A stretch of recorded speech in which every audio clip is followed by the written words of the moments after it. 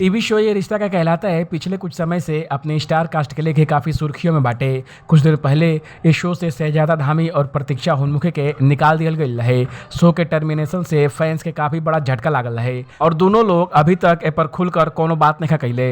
वह अब खबर आवता कि शहजादा के ये रिश्ता क्या कहलाता है कि बाद अब एगो नया शो मिल गई बाटे। बॉलीवुड लाइव के एगो रिपोर्ट के मानल जाता है शहजादा के कलर्स टीवी चैनल से एगो शो को ऑफर आयल बाटे। इस शो में शहजादा के लीड रोल खातिर बोलल गई बाटे। हालांकि ए बारे में अभी तक कोनो कंफर्म नहीं है। वैसे एक पहले खबर आयल कि शहजादा के सलमान खान के रियलिटी शो बिग बॉस का ऑफर आयल बाटे। हालांकि एक लेके शहजादा कोनो कंफर्मेशन नहीं दिले बाना।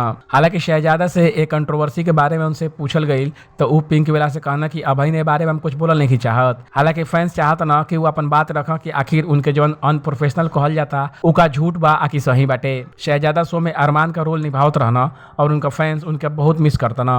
हाल ही में शहजादा का फैंस अरमान वाला लुक में उनका एक वीडियो शेयर के रहना जेकर साथ लिखले रहना कि अरमान के रूप में शहजादा के भूल नहीं सकेला। ये वीडियो के शहजादा अपने इंस्टाग्राम स्टोरी पर शेयर के रहना। ये स्टोरी पर आपका क्या कमेंट कर हमको जरूर बताई। बाकी अपडेट के लिए देखत रही ABB भोजपुरिया।